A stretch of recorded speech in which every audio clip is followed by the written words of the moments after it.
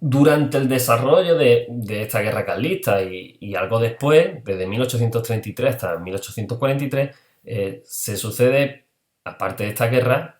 políticamente en España se conoce como el periodo de regencias. Una regencia es cuando alguien asume el trono en nombre de otro, ¿no? En este caso, en el lugar de Isabel, que todavía es menor de edad, nació en 1830, el trono lo asumirán primero su madre María Cristina y posteriormente el general Espartero, como decimos, líder de los liberales. Aquí tenéis a ambos, a María Cristina y a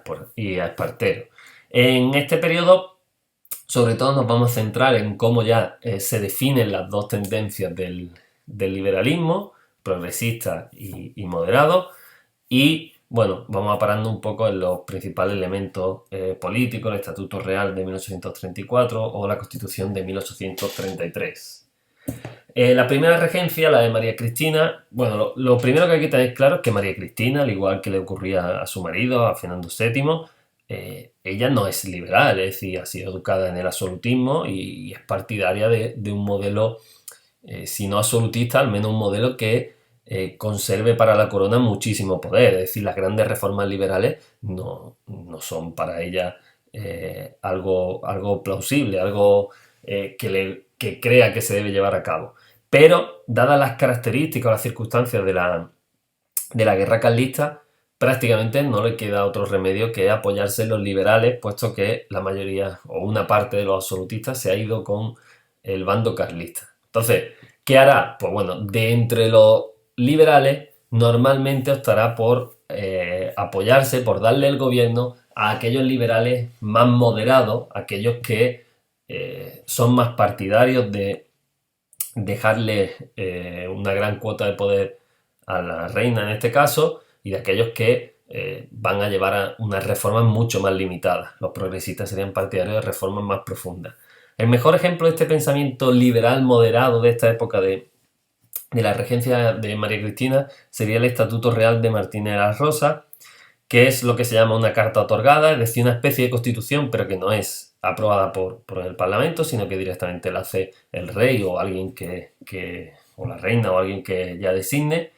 Y bueno, básicamente en este estatuto real pues se ve la visión política que tienen, no recoge la soberanía nacional, no hay derechos fundamentales, establecen unas cortes pero con unas funciones escasísimas, prácticamente solo consultivas, de modo que este estatuto real encaja bien con la visión política, como decíamos, de María Cristina y con la de gran parte de los moderados, pero es difícil de asumir para los liberales progresistas, puesto que se desvía bastante de lo establecido en la Constitución de 1812 o de lo puesto en práctica en el trienio liberal.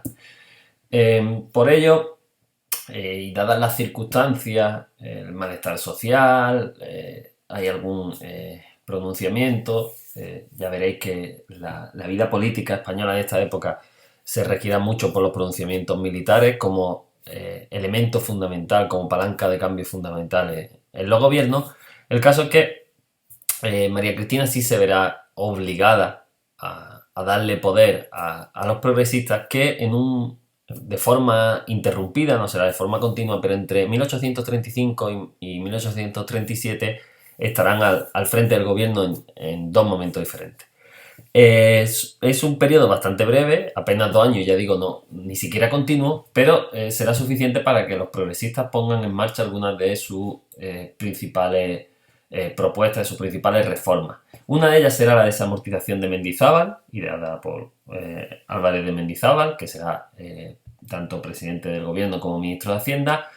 que será la famosa desamortización de Mendizábal. Será una desamortización de bienes eclesiásticos que son nacionalizados, es decir, pasan a manos del Estado y se ponen en venta en pública subasta. El objetivo principal era poder costear la guerra carlista,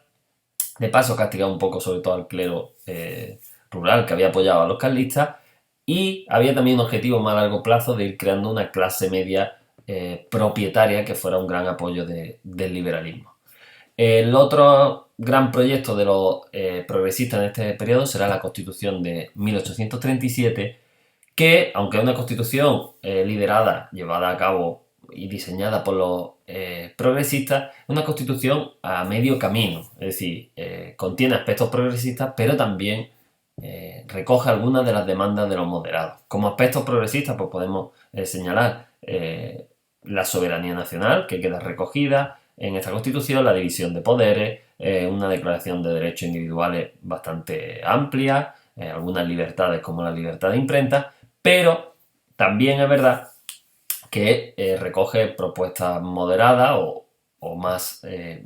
asumibles por los moderados, como el amplio poder que se concede a la corona, que como poder ejecutivo tiene además también la potestad de designar directamente a los senadores. Se establecen dos cámaras, Congreso elegido en votación y Senado, que será elegido por la reina.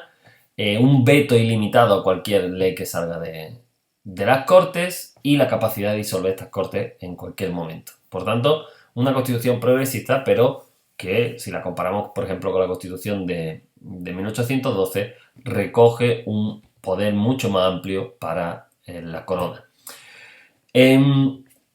cualquier caso, ya decimos que la regente María Cristina cada vez que puede devuelve el poder a los moderados. Después de esta constitución de 1837 volverán a gobernar los moderados. Hay un enfrentamiento por la designación de alcaldes, que los progresistas, que suelen tener bastante apoyo en las ciudades, pretenden que sea por medio de votación, mientras que los moderados, que saben que van a estar en el poder casi siempre, prefieren que sea elegida directamente por el gobierno. Sea como fuere, se produce un pronunciamiento y descontento con la forma de manejarse de María Cristina, y se produce de nuevo un pronunciamiento, en este caso liderado por Espartero, que era el gran general, el famoso, un personaje muy famoso en la España de su época, el general que ha liderado los ejércitos en la guerra carlista y que es de tendencia progresista. Espartero liderará ese pronunciamiento y será declarado regente entre 1841 y 1843. Esta regencia de Espartero primero comienza con un periodo de libertades y ampliación de derechos, pero poco a poco Espartero va a ir gobernando de una forma muy autoritaria, con escasa cooperación con las cortes y reprimiendo las protestas que se suceden tanto del lado moderado como del lado progresista, lo que le hará ir perdiendo apoyos paulatinamente. Finalmente su caída llegará a partir de la polémica por la aprobación más que un arancel, de eliminar el arancel, es decir,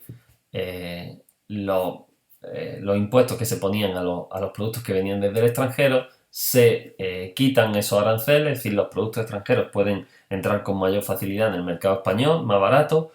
y esto abre la puerta a los textiles ingleses que competían con el incipiente sector textil, sobre todo en Cataluña. Habrá fuertes protestas, habrá una dura represión, de hecho llegará a bombardear Barcelona Espartero. Se producirán posteriormente revueltas en casi todo el país, principalmente en Cataluña y en Andalucía, y los escándalos provocados por esta respuesta excesiva de Espartero a esas protestas, pues provocará un nuevo pronunciamiento, liderado en este caso por los moderados, que acabará con la regencia de Espartero y dará inicio ya así al reinado en primera persona de Isabel II, a la que se coronará con apenas 13 años.